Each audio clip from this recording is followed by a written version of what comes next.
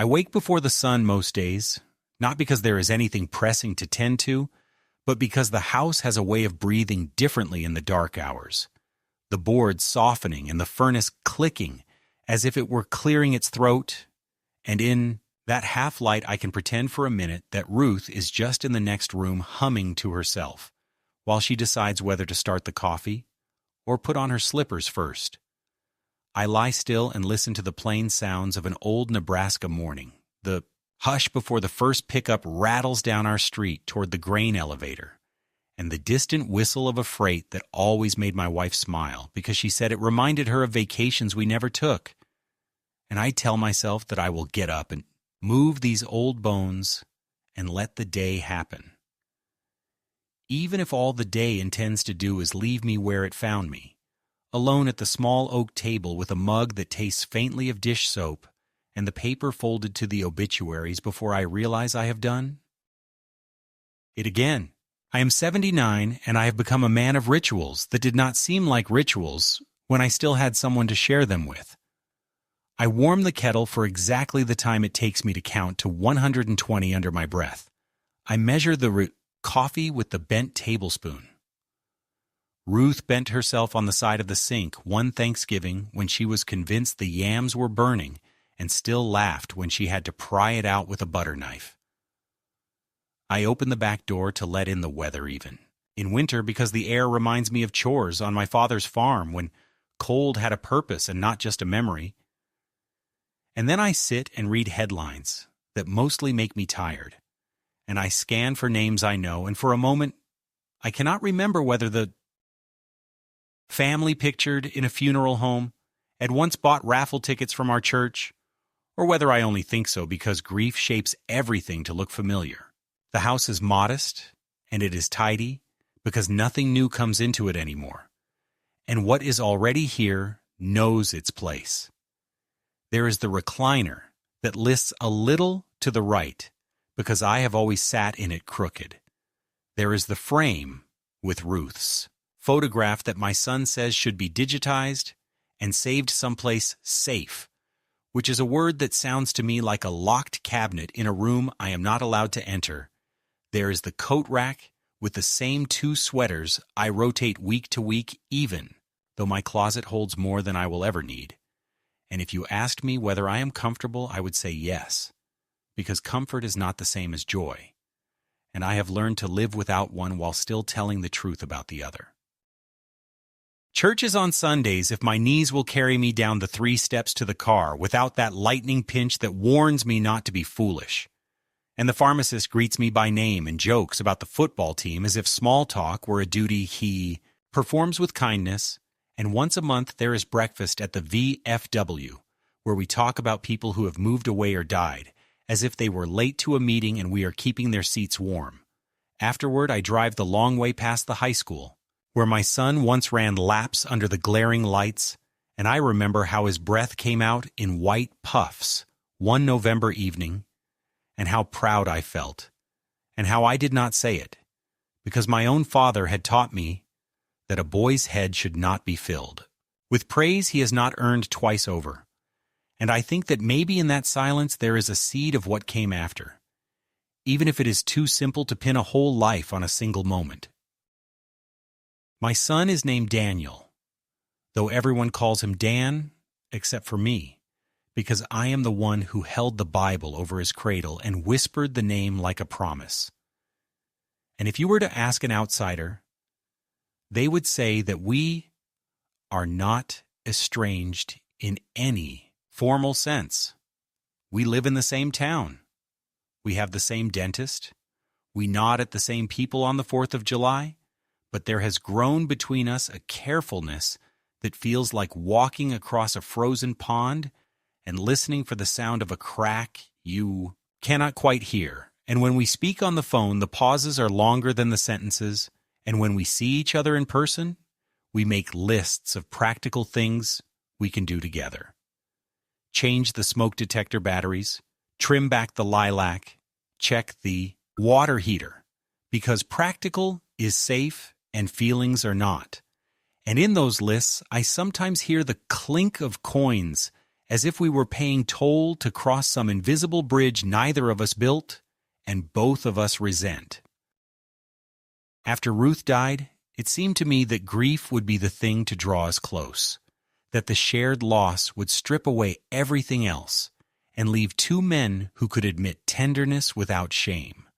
But death does not end arguments so much as it steals. The referee, and there were days when I could not tell whether I was speaking to my son or to a version of him I had assembled out of old trophies, stubborn pride, and my fear of being unneeded. He would stand in the doorway looking at the list, magneted to my refrigerator, and ask which items I wanted done first. And I would say something like, "Whatever you think," which is as unhelpful as it sounds. And then he would say he had promised his own boy he would make it to the game on time. And I would nod, and we would both pretend the afternoon had not shrunk to the size of a pill bottle label. There were other complications. Of course there were. Money saved and money spent. A loan I offered without being asked when his contracting business hit a dry patch, and a repayment plan we never wrote down because I still believed in handshakes and he believed in not being beholden. A remark I made about his drinking that came out sour because I was tired and scared after a dizzy spell that turned out to be nothing. An apology he gave that felt like a receipt and not a repair. And always that unspoken competition with my brother Caleb, whose name still has a way of sounding like the scrape of a chair across linoleum when you are already on edge. Caleb and I were close the way boys who share chores are close. You know the rhythms of each other's bodies because you have thrown hay in the same heat and thawed the same piped water in the same cold. And then life did what it does, and we married. And found work and moved a dozen or so miles from each other and could go weeks without talking even though our lives would have fit inside the same paper sack. Yet there was a thread I thought would never snap. And when he fell sick last winter and the doctor said the word that makes almost everyone look at the floor, I told myself that I would sit with him every day, even if the conversation was only breath and the sound of the clock in the living room of that little house outside Beatrice. Dan visited once, and the visit did not go well, because illness strips a man down to the wires, and he can look like everything you fear in yourself, and my son has always hated that kind of nakedness. Afterward, he said something about Caleb's stubbornness, about old men who hoard regrets like canceled stamps. And I said that sometimes stubbornness is what keeps your heart beating through the night. And he said that I had never understood the cost of the way my generation carries pain. Like a badge. And I said that his generation thinks a feeling is healed because it has been spoken out loud. And we both stopped because we were getting too close to the marrow. When Caleb died, the weather was that bright, false kind of warm that comes too early and makes you believe you have earned spring. And I ironed a shirt I should have replaced years ago and tucked a clean handkerchief into my pocket, the way Ruth taught me, and I braced myself for the peculiar way funerals turn into potlucks of memory,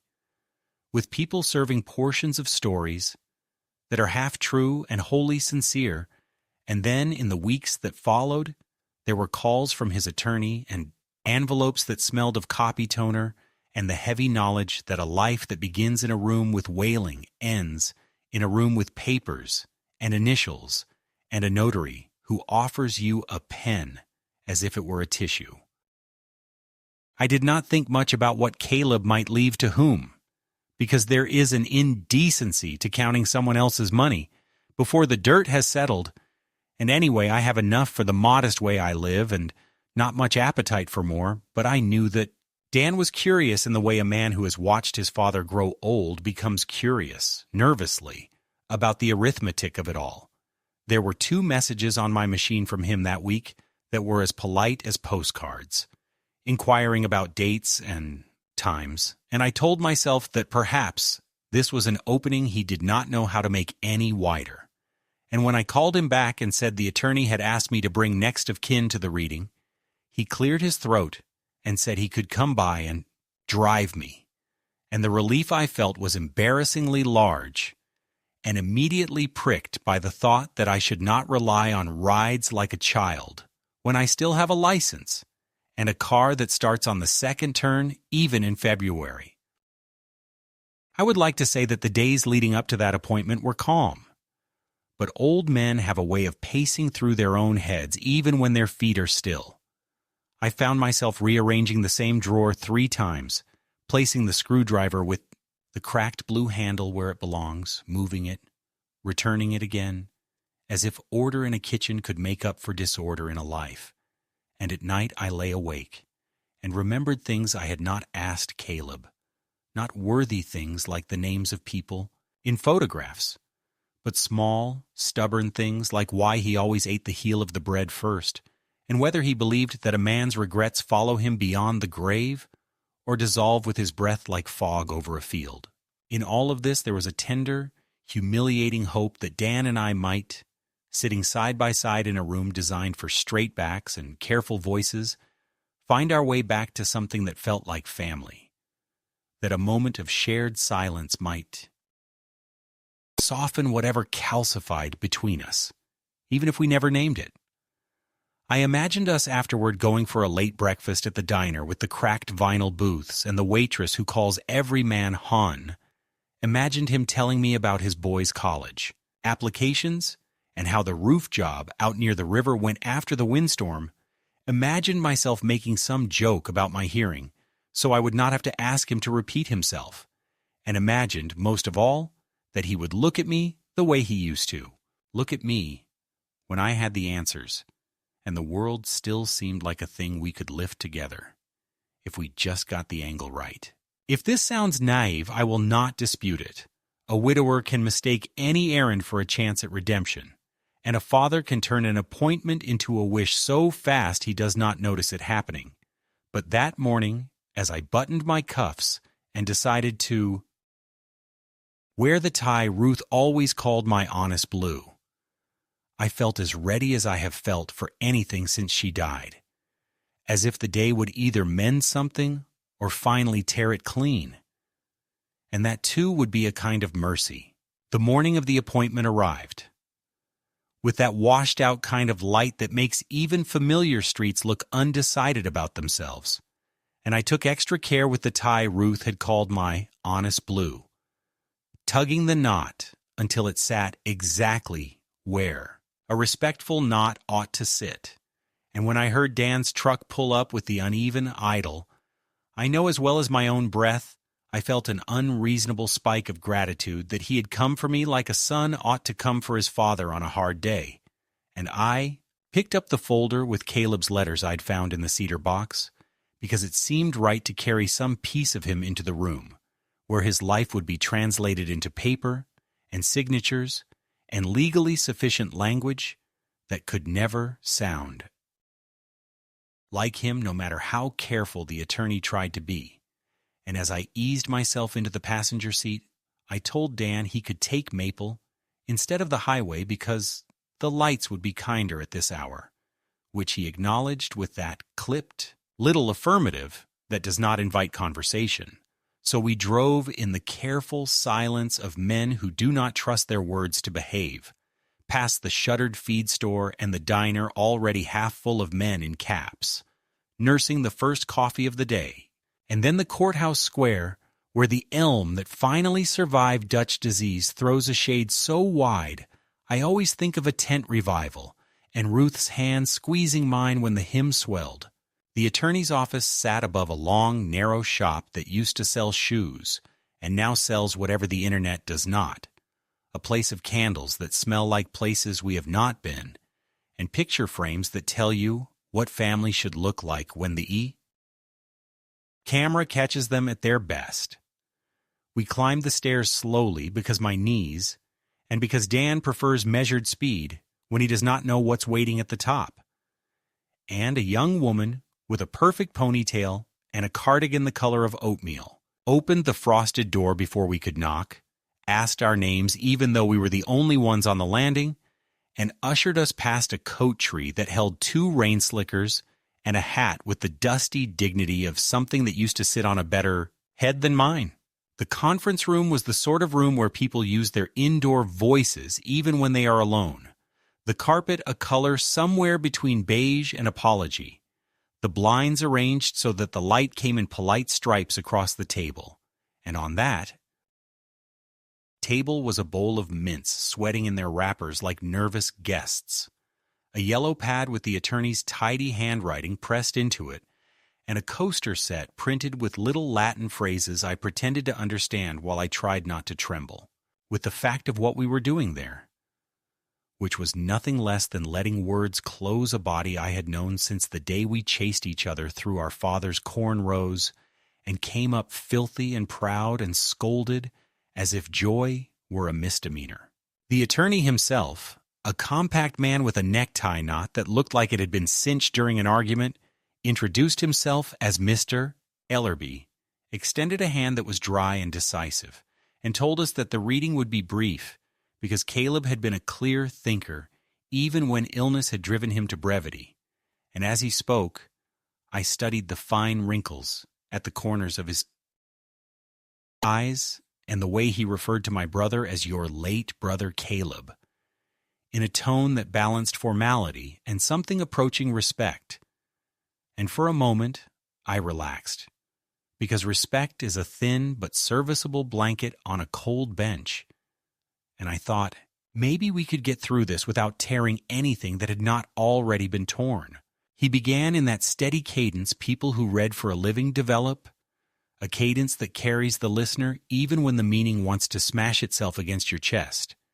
And he spoke of debts settled and small bequests to the church where Caleb Hadsel tuned the piano before the tremor began, a gift to the volunteer fire department whose pancake breakfasts he never missed. And then he came to the part where the estate, modest but honest as a day's labor, would be disposed of, and I felt Dan leaned back as if to give the words room to land, and then lean forward when he realized that the words were landing in a way he had not prepared for, which was the moment Mr. Ellerby said that my brother had directed that the proceeds from the sale of his house and the accounts that bore his name should pass to me, to be used as I saw fit, along with the tin box of war letters and the dog tags he wore on a chain that left a pale mark on his chest long after the rest of the tan had faded, and the tools in the garage which Caleb, in a line that made me smile despite everything, described as broken enough to be familiar, but not so broken, a stubborn man can't fix them. I did not look at Dan at first, because I wanted to hear the rest without being tugged off course by whatever expression sat on his face. A face I helped shave the first time he held a razor and turned to me because the mirror was not generous. And when the attorney paused to let the sentence find its period, I felt the pull anyway. The silent heat of my son beside me tightening like a belt you have to notch one hole farther than you want. And I turned and saw in him not surprise exactly, and not grief either, but a calculation I have seen on job sites when the bid comes back higher than you expected, and you start counting not dollars, but days and disappointments. And I realized with an unpleasant clarity that he had constructed an outcome in his mind where Caleb, who had no children and no spouse to argue on their behalf, would have nudged his future with one last push, that he had built a little story for himself in which he finally got something from the uncles and fathers who had always told him to be grateful for what he had. And when that story crumbled in a handful of polite phrases, its dust went right into his eyes, and he did not forgive me for standing there without coughing. There was a low, mechanical hum in the room, maybe the air handler or the vending machine in the hallway. And over that hum, Dan cleared his throat with a sharpness that made the paralegal look up, and he asked, not of Ellerby but of me, whether I had known, which was a question with too many layers for a room like this, and I said that I had not, that Caleb and I had spoken of pain and weather and the memory of our mother's biscuits, not of money. And Dan nodded in that clipped way again, but the nod deepened into a shake, and the shake became a small, involuntary laugh the way a stumble can become a fall if you don't catch yourself fast enough. And he said with an ugly precision that sounded rehearsed, or at least familiar in his mouth, that it figured that in this family the old men take care of the old men, and everyone else learns to fend for themselves. And I told him softly that this was neither fair nor true, because the old men in this family had cut their hands open, teaching the younger ones what to carry and what to put down. And he stared at the mints like they were the ones speaking riddles he could not afford to misunderstand. Mr. Ellerby tried to regain the current by noting that there were practical matters to attend to, and a simple procedure for probate that would not be unduly burdensome given the size of the estate. And would we care to sign the acknowledgement of receipt so that the next steps could proceed without delay? And I reached for the pen because the world moves forward, whether or not your heart is ready. But Dan put his hand over mine, not roughly, but with a pressure that spoke of a lifetime of doing and lifting and holding things shut. And he said, still watching the mints, that there was no need to rush because he had something to say that he should have said a long time ago. And I felt the old, foolish hope jump like a fish at the surface that perhaps he meant an apology for the hard words we had thrown at each other, or at least a truce that could carry us through the morning. But then he turned to me with a practiced quiet I recognized from the nights he decided to leave a job site rather than throw his tools at a wall, and he said, "You're dead to me," in a voice as dry as July stubble.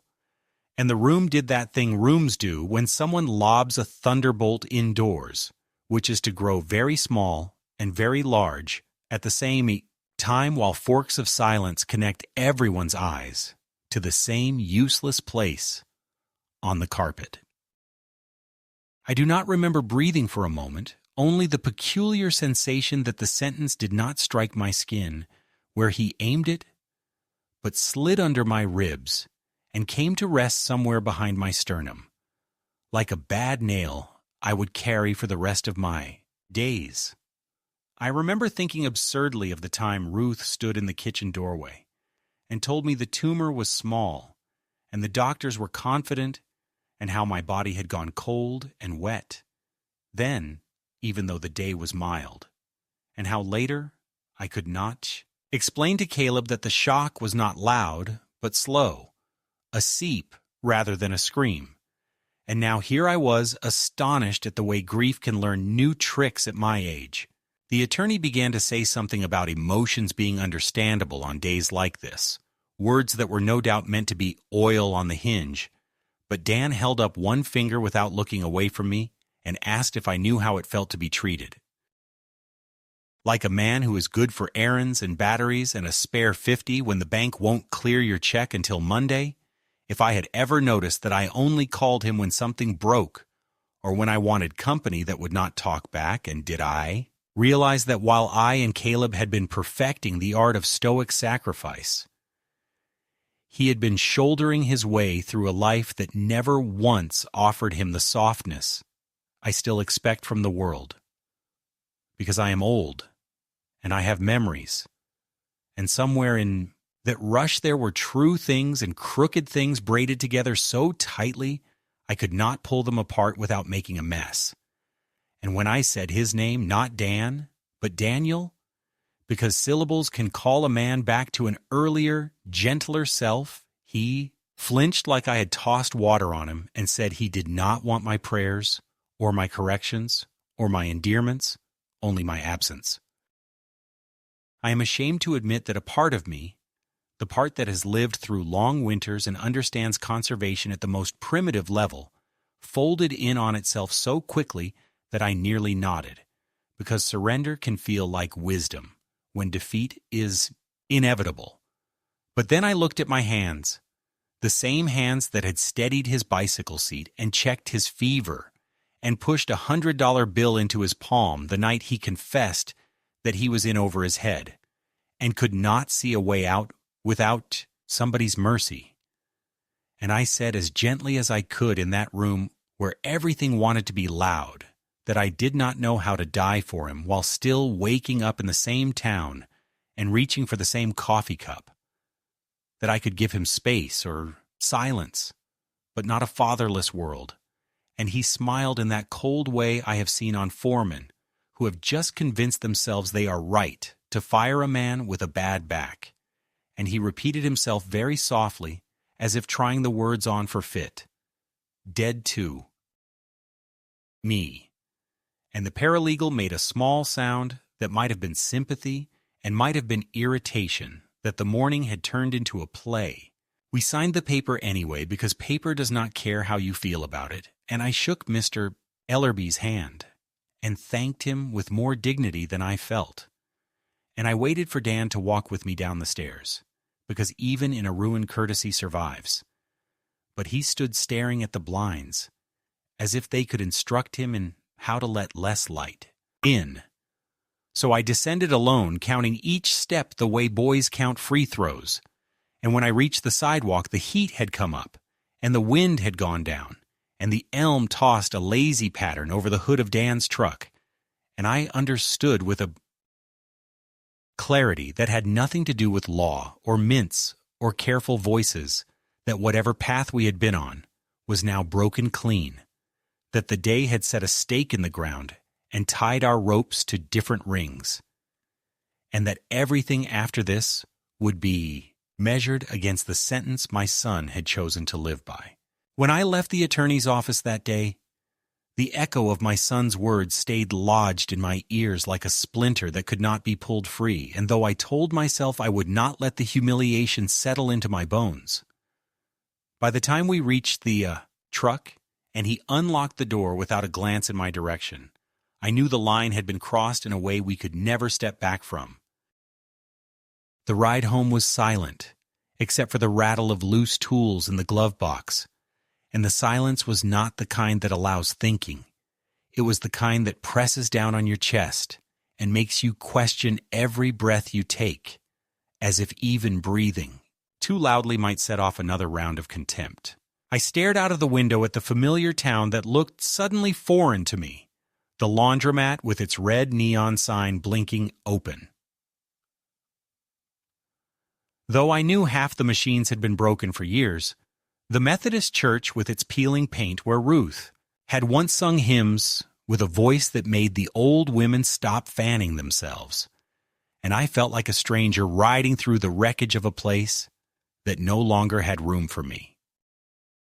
When we pulled up in front of my house, Dan did not bother to cut the engine. He just left it idling as though he were delivering a parcel that did not require a signature, and when I put my hand on the door handle to thank him, to reach for some last scrap of civility, he cut me off with a sharp, flat "don't," and that was all. The truck rolled away before my feet had steadied themselves on the gravel drive, and I stood there with the folder of Caleb's letters in my hand like some relic of a better world, watching the dust settle in the tail lights until the road was empty. That night the house seemed to lean in closer, every tick of the wall clock loud enough to feel in my throat, and I tried to busy myself with small chores. Wiping down the counter that was already clean, folding the dish rag into a square and then into a triangle and then back again. But nothing could disguise the taste of that sentence. You're dead to me. And the more I repeated it silently, the more it seemed to grow teeth, gnawing at every memory I thought was safe. I poured myself a glass of water and set it down untouched, and when the phone rang, I almost leapt at the sound. But it was only one of those recorded voices urging me to change my insurance, and the ordinary cruelty of that timing made me sit down, hard in Ruth's chair, as though she might still be able to steady me. Sleep was impossible, and so I wandered from room to room, my shadow stretching itself across the old carpet. And in the mirror above the dresser, I saw a face I did not recognize, not because it was aged and tired, but because it looked stripped of Something more essential, as though a man who loses the respect of his son loses also the outline of who he has been. The first hints of escalation came not the next day, but in the days that followed, when the phone calls started. Not calls to me, but calls about me. A neighbor stopped me by the mailbox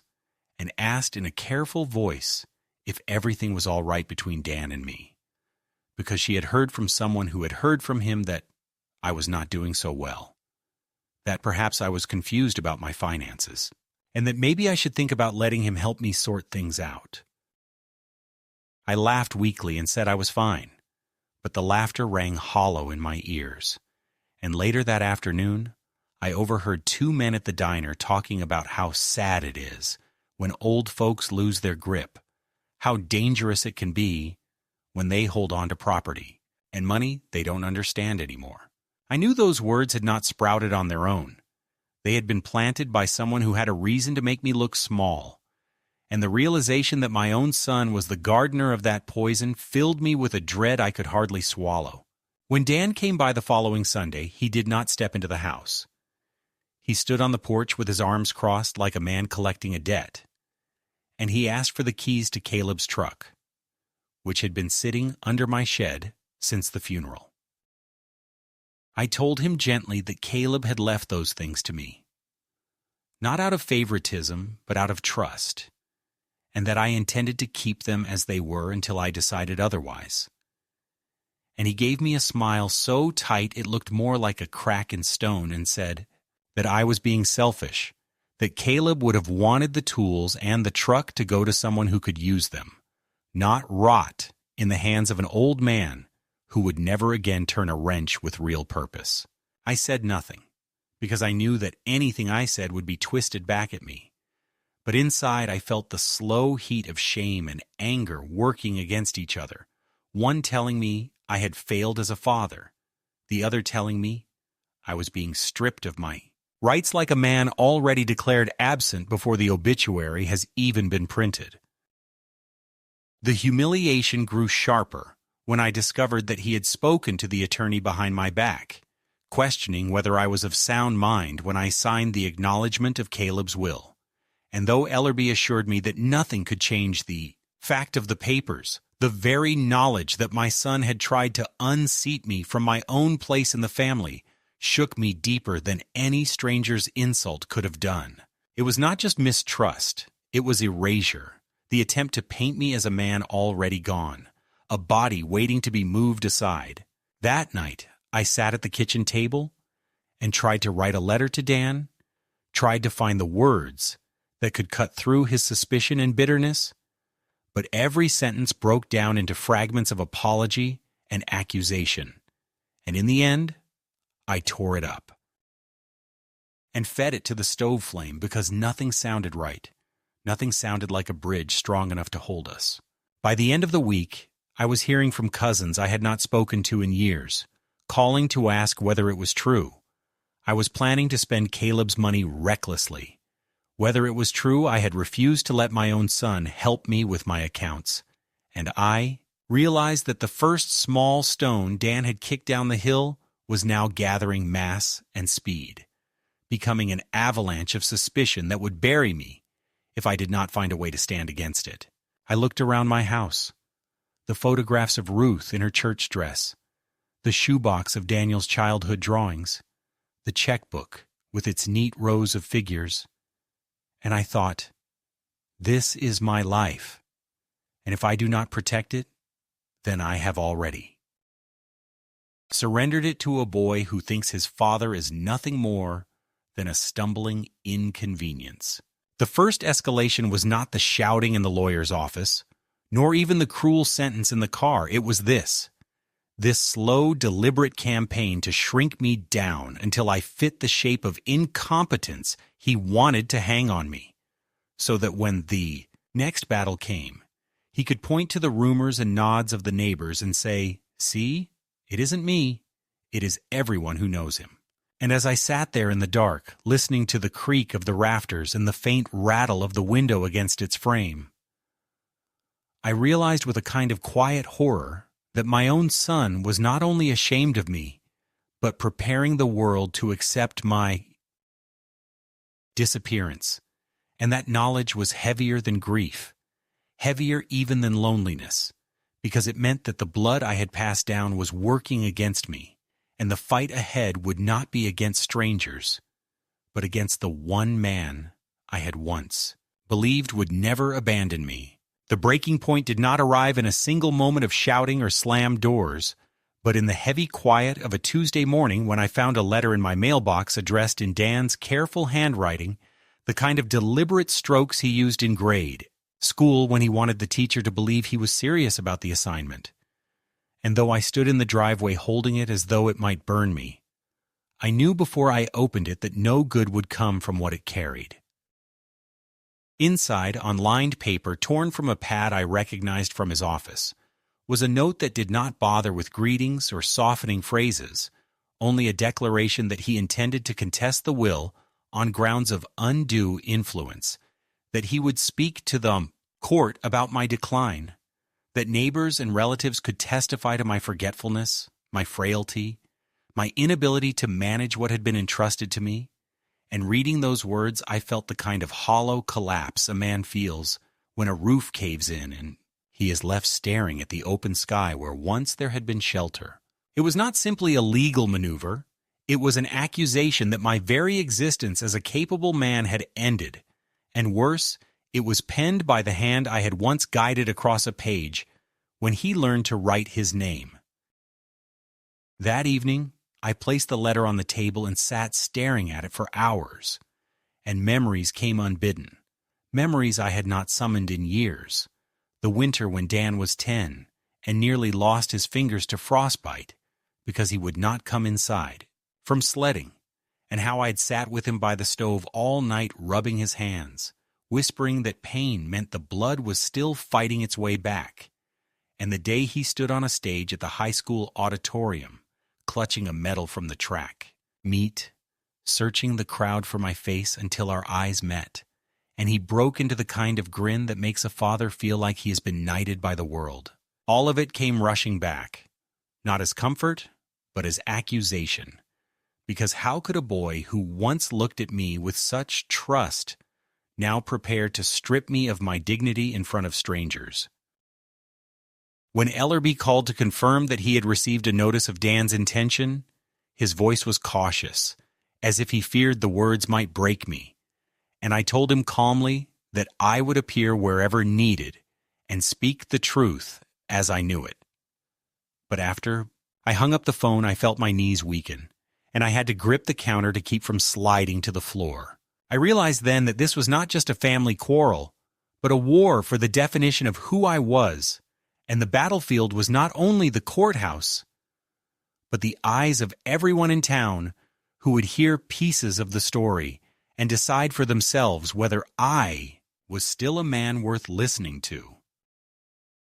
The weeks that followed blurred together with small humiliations that cut deeper than I let on, whispers at church that stopped when I walked by, a banker who offered too much help with my deposit as if he thought I could not add, a cousin's wife who telephoned to ask whether I needed someone to explain the paperwork because these things can get confusing. And through it all, I could sense Dan pulling the strings, not loudly, but persistently, building a portrait of me as a relic whose time had passed. And yet in the midst of this, a single unexpected revelation turned the entire conflict inside out. Because one evening, as I sat with Caleb's tin box of letters, I found at the very bottom an envelope with my name written on it in Caleb's shaky hand, sealed but never sent. And inside was a message that explained everything. He wrote that he was leaving what little he had to me not because I needed it more, but because he trusted me to do what was right, that he had considered leaving it to Dan, but could not bring himself to reward a man who, in his words, has already squandered more chances than most men are given, and that he believed I alone would understand that an inheritance is not a prize, but a burden that must be carried with honor. Reading those words, my heart split between sorrow and clarity, because in them was the proof that this was not about favoritism or accident. It was about judgment. And Caleb, who had watched us both for a lifetime, had seen something in my son that I'd been too blind or too hopeful to admit. The midpoint of the story was not the courtroom papers or the rumors in town. It was this letter, this unshakable testimony from a dying man that my son was not the victim he imagined himself to be, but the architect of his own bitterness, and that the inheritance had been left in my hands not to wound him, but to spare him from further waste. That night, I did not sleep, but for the first time since the lawyer's office, I felt a kind of fierce stillness inside me, as though I had been wandering lost in a storm and suddenly glimpsed the line of the horizon. I knew the path ahead would be uglier than anything yet, that Dan would not forgive Caleb's judgment any more than he had forgiven mine, but I also knew that I would not let his campaign of slander define me. If my son wanted a battle for my very identity, then he would have it, but not with anger or shouting. He would have it with the stubborn clarity of a man who has nothing left to lose except the truth. The days after Caleb's letter did not bring relief so much as a steadier pulse to my fear, because once a man knows why another man chose him, he has to decide whether he will carry that choice without flinching. And knowing that Caleb had seen in me a keeper of burdens rather than a collector of prizes made me feel both honored and cornered, as if the only decent path left was the hardest one. And the world, obliging as ever when it comes to testing a man's resolve, began to tighten its screws in ways that were small at first, and then suddenly not small at all. The first screw turned when 2 officers from the county showed up on my porch for a wellness check, their hands resting near their belts in that professional way that is meant to soothe but never does, explaining in careful tones that they had received an anonymous call expressing concern that I was becoming confused and might be at risk of exploitation. And while I kept my voice steady and offered coffee I could not swallow, I laid out my pills by day and showed them the neat rows in my check register,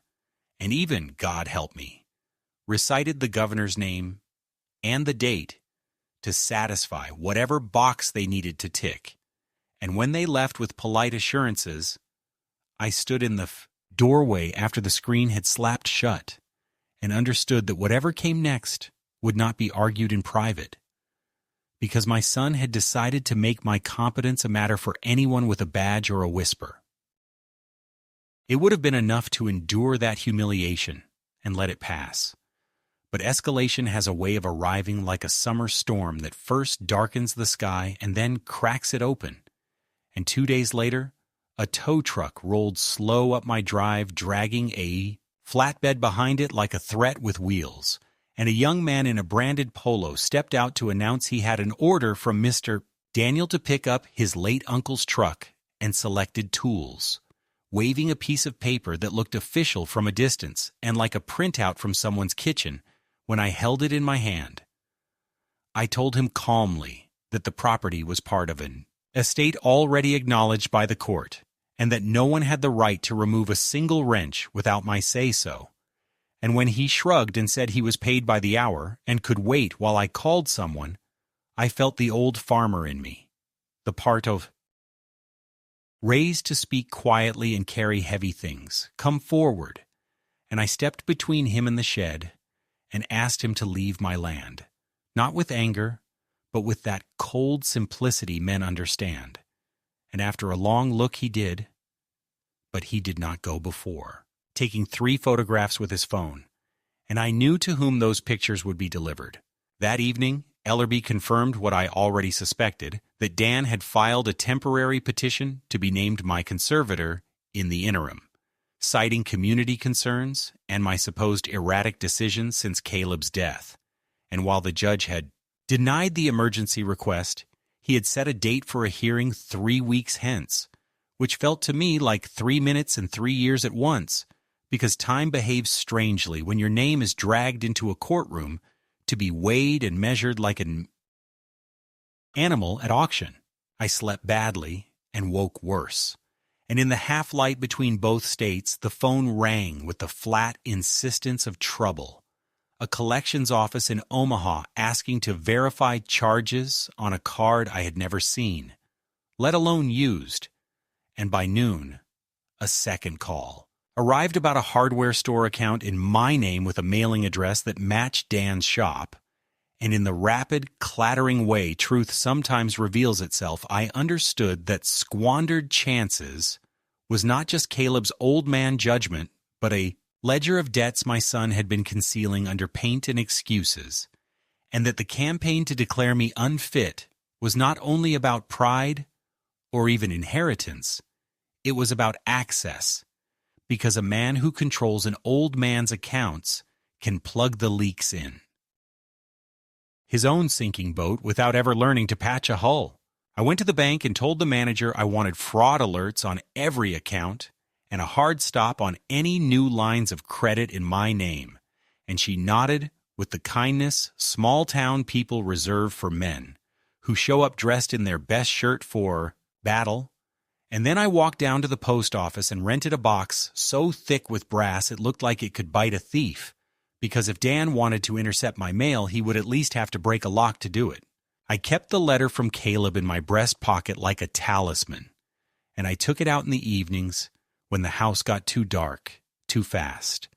and I would read the lines where he wrote that I was to use the money for good work, not for comfort,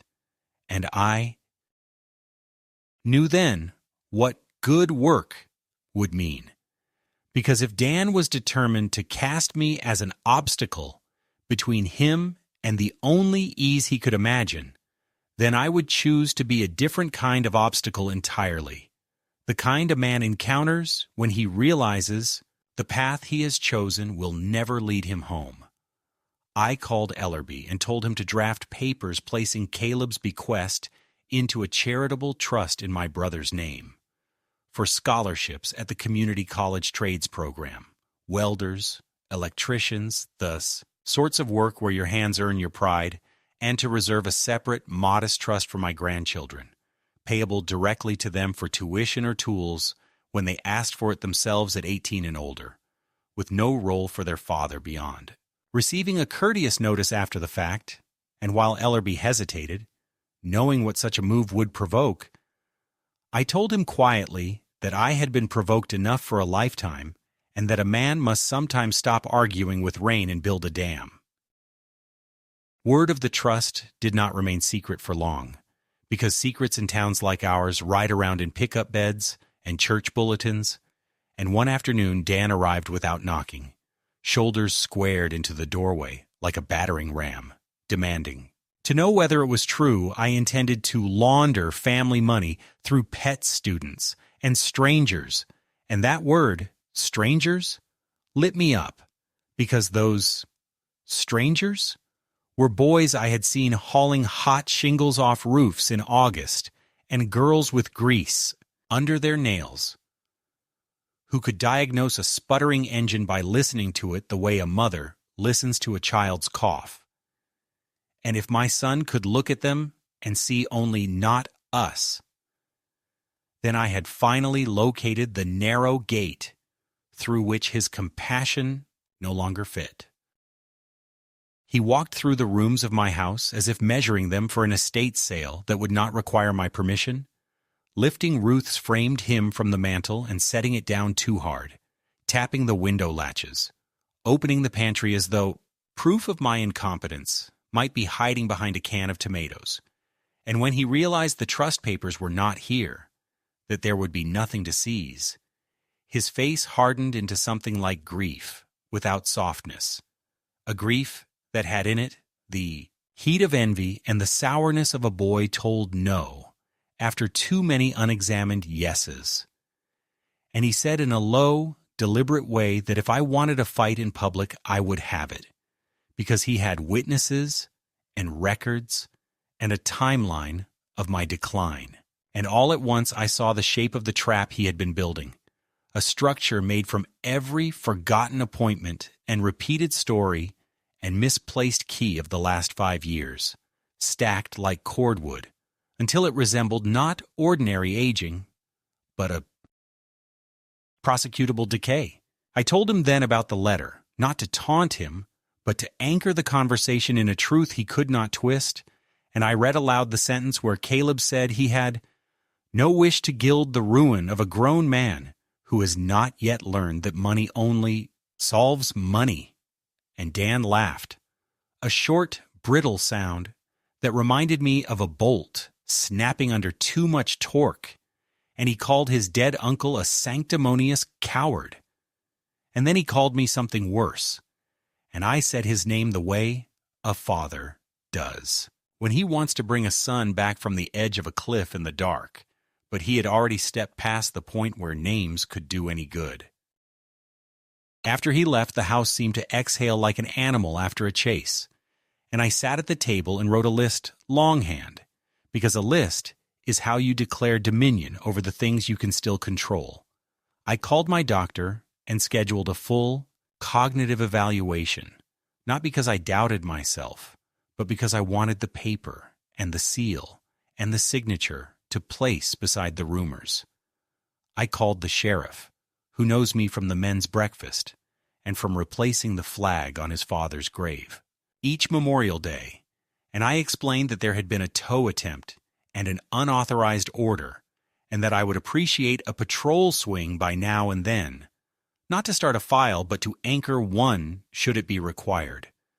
I phoned the pastor and told him, in plain words, that I could not attend church this month because the whispers were louder than the hymns, and that a man should not be forced to worship while defending his name, and he cleared his throat and told me he had heard concerns, but also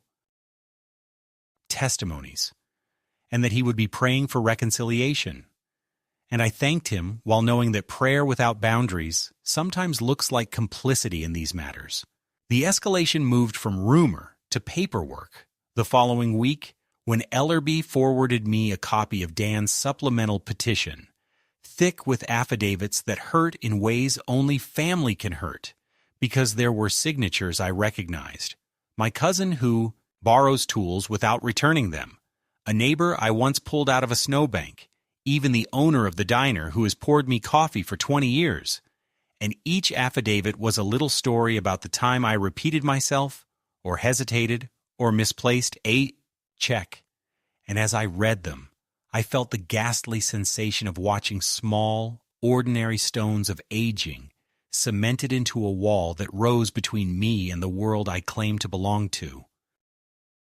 That night, unable to bear the house, I drove out to the county line and parked where the gravel turns to dirt and the sky opens wide, and I thought about the day, years ago, when Dan came to me shaking because he had backed his truck into the drainage box at the hardware store and couldn't afford the repair, and how I had paid cash and asked them to put my name on the receipt because it would sit better with me that way. And I realized with a slow, leaden certainty that he had learned from that day the wrong lesson entirely, that he had learned not that a father stands between a son and ruin so the son can learn to stand on his own, but that there will always be a father standing there, and because there will always be a father, ruin is only ever a delay. I told Ellerby to be ready for ugliness, and I told him also to include in our filings the structure of the trust and the medical evaluation and the fraud alerts, not because I believed paper could save a man from betrayal, but because it can, at the very least, slow it down until the truth can catch up. And then I did the hardest thing I have done since Ruth's funeral.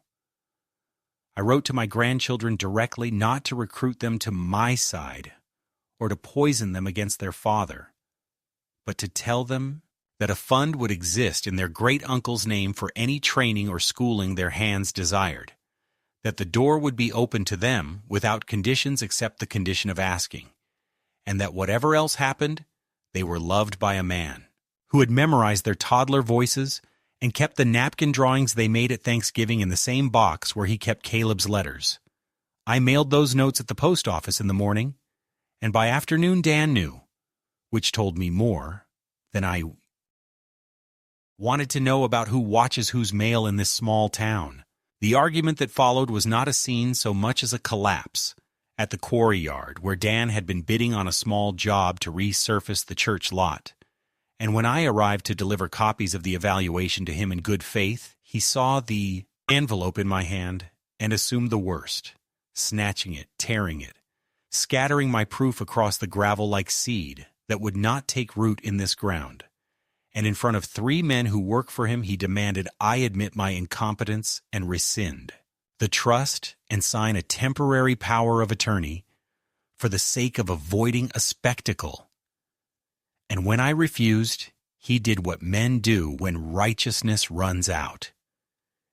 He reached for shame, telling me, loud enough for his crew and quiet enough for the part of me that still wanted to be his father, that Ruth would be disgusted by the man I had become, and that line, not because it was clever, but because it was desecration, cut me open in a new place. I do not remember all the words I spoke in return, but I remember telling him that he was wrong about his mother, that she had known the difference between love and obedience, and that I would honor her memory by refusing to place a frightened man in charge of a fortune he did not respect.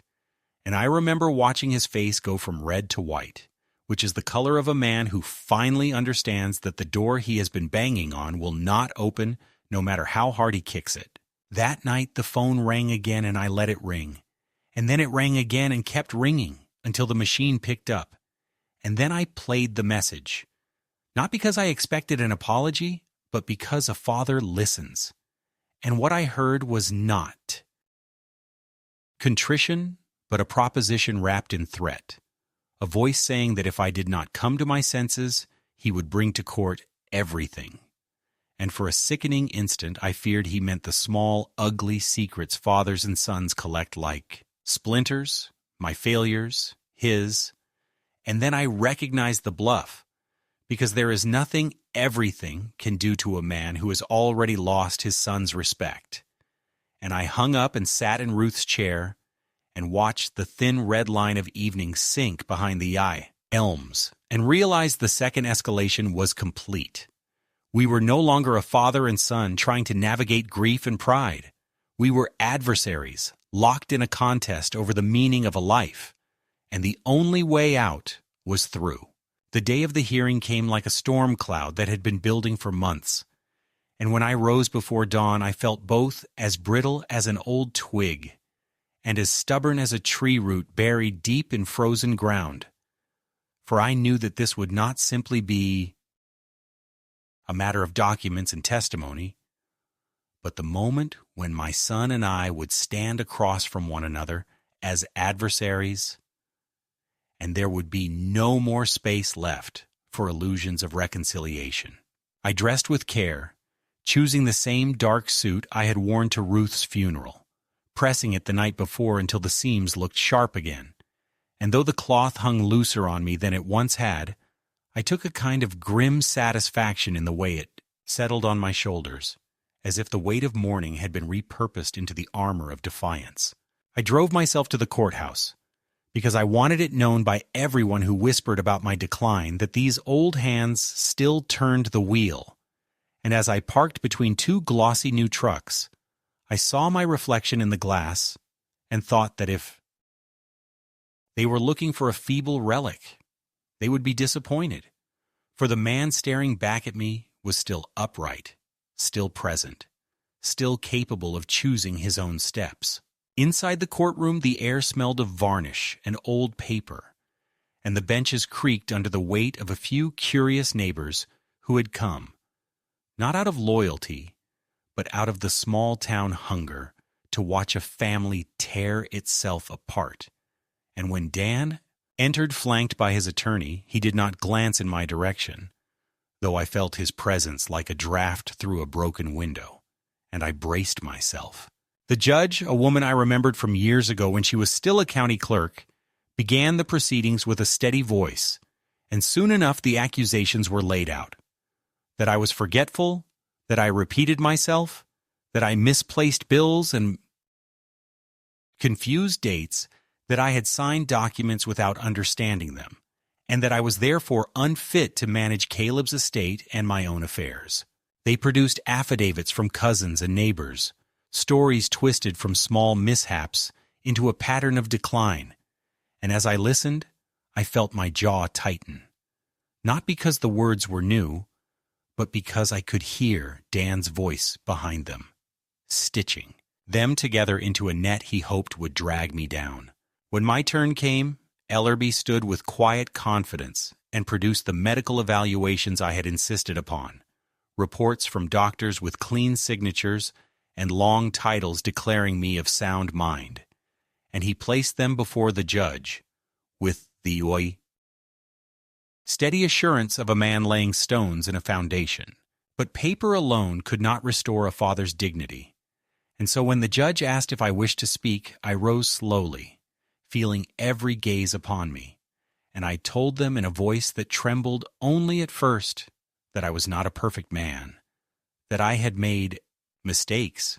but that confusion was not one of them, and that my brother Caleb had entrusted me, not because I was flawless, but because I was faithful, and that fidelity does not vanish when the hair turns white. I spoke of the trust I had created for the trade students, of my grandchildren for whom I had left a door open, and I said plainly that my son's quarrel was not with my memory, but with my refusal to fund his carelessness. For a long moment the courtroom was still, and though I could feel Dan's eyes burning into me, I did not return the look because the point of this battle was not to convince him. It was to mark the truth in a place where it could not be erased. The climax came not with the gavel, but with the silence that followed my words, for into that silence Dan finally spoke directly to me, not as a lawyer's client or a petitioner, but as a son, stripped of pretense, and he said, "You're destroying me to save your pride." And his voice cracked on the last word, and I felt the room tilt, because beneath the venom there was a wound. But it was a wound of his own making, and I could not bind it for him. I answered quietly that pride was a poor substitute for a father's love, but that a man who cannot stand on his own 2 feet will never learn the weight of either. And I knew as the words left me that they were final, that no appeal or affidavit could soften them. The judge ruled in my favor, denying the conservatorship and affirming my right to manage both my affairs and Caleb's trust, and the sound of the gavel was less a victory than a funeral bell for whatever remained between us. When we left the courthouse, the sunlight was bright and pitiless, and Dan walked past me without a word, his shoulders rigid, his face set in the grim mask of a man who had lost more than a case. And though part of me wanted to reach out, to catch his arm and remind him of sled rides and medals and all the years before bitterness took root, I did not,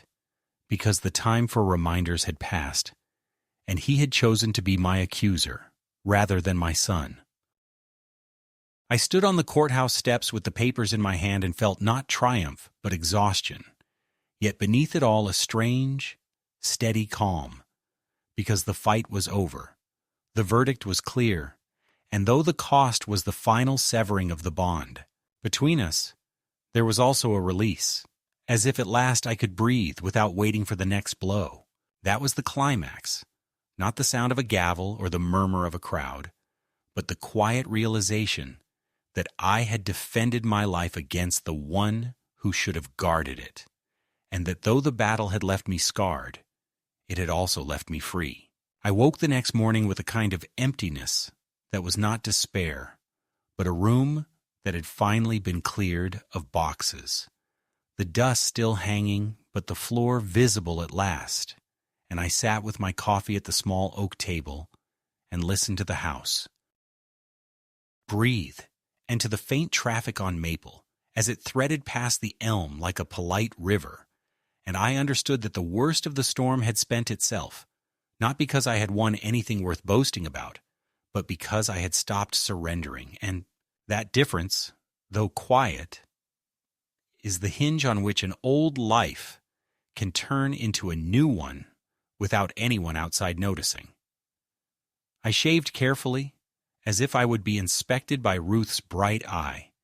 and then I drove across town to the community college where the dean, a woman with strong hands and steel-gray hair, had agreed that Caleb's name could hang above a small rack of loaner tools in the welding bay, and we stood together while the instructor fired his torch for the morning class in the first. Sparks snapped like fireflies against the dark curtain, and I told her about my brother's letters and his stubborn generosity, and she nodded in that way people do when they understand the weight of a story, because they have carried their own, and she said the plaque would be simple and honest, the way good steel is, and I felt some part of me settled that had not settled since the day Dan's words cut the room in two. In the weeks after the hearing, the town's tongue grew tired, as tongues do when fed the same rumor without new seasoning, and the pew behind me at church stopped going silent when I stood to pass the plate, and the diner owner poured my coffee, without the too loud offer to help me count my change. And one afternoon the neighbor who had signed an affidavit shuffled to my porch with a lemon pie and an apology he could barely say. And I told him it was all right because forgiveness is cheaper than bitterness, and I have spent enough for 2 lifetimes. And he cried a little, standing there in the smell of cut grass. And I realized how large the shadow of our trial had been when even small men were relieved to step out of it. I met with Ellerby to sign the last pages that made the trust a thing with legs and a spine, and at his suggestion I wrote a letter that would be kept with the papers, not legal, but human, explaining that the money was meant to become work and dignity, not a cushion for idleness, and that my grandchildren, if they ever wished to ask, would find a door open that led not to my wallet, but to their own future. And I sealed that letter with the same carefulness I had used when I sent Daniel his acceptance check to state all those years ago, the check he never thanked me for but cashed the same day. I did not call Dan, and I did not answer when he called, because the impulse to re-argue a verdict is strong in men who cannot accept that the gavel has fallen. Yet each time his number lit my phone, I felt the old pull of love, like a rope, across my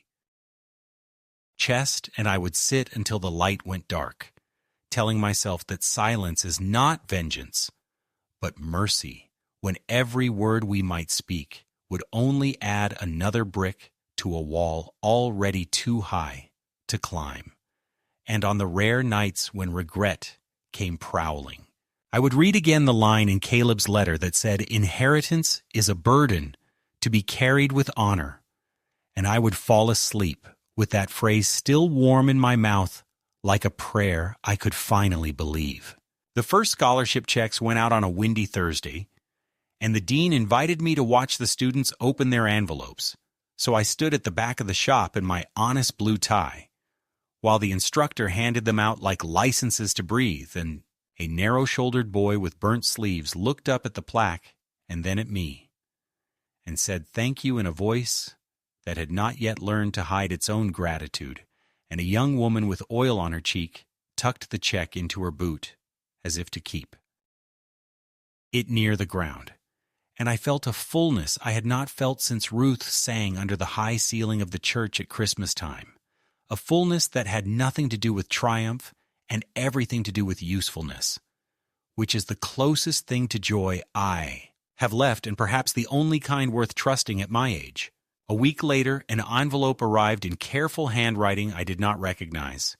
and inside was a short note from my granddaughter, formal and a little stiff, thanking me for setting aside funds she had been told about by a friend at school and asking if it was not an imposition, whether the trust could be used for a certification class in medical imaging because she thought she might want to see inside people in order to help them heal. And with the note was a small photograph of her at 10, with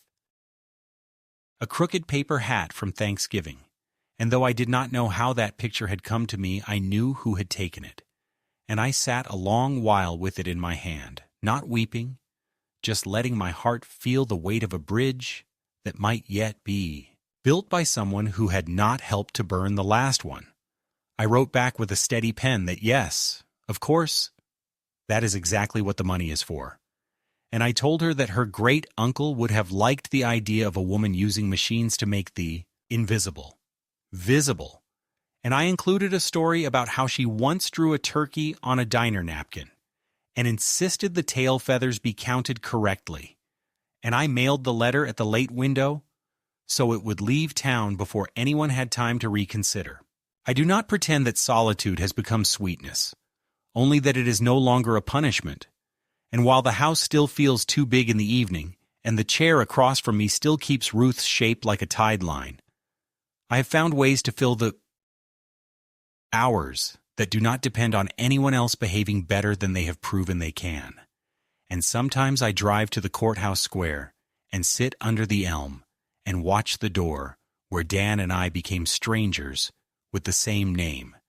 And I think about the sentence he chose and the sentence I answered with. And I understand now that both are true in their own small ways because he declared me dead to him, and I declared myself alive to what remains. And somewhere between those declarations a man can still make a life if he chooses. On Sundays I wear the blue tie, and on Tuesdays I visit the welding bay, and on Thursdays I take a pie to the neighbor who could not finish his apology. And these small circuits feel like the shape of a decent ending. Not the kind of ending a younger man dreams of with reconciliations and speeches, but the ending that fits a winter field, furrows straight, tools cleaned, barn swept, lights off, and a note on the workbench that tells whoever comes next where the wrenches hang. And if one day a knock sounds and my grandson or granddaughter stands there with a question about school or work, or how to sharpen a chisel, I will answer. And if no knock comes, I will still have done what a man can do when his name has been dragged through every room and returned to him. Not shining, but serviceable. And on mornings like this, when the kettle hums, and the furnace clears its throat, and the paper lays folded beside my cup, I think of Caleb's dog tags in their tin, and Ruth's hymn in its frame, and the students stepping into hot light, and I feel the quiet kind of pride that does not boast because it does not need to. And I tell the empty room that I forgive the living and bless the dead. And the room, finally, forgives me back.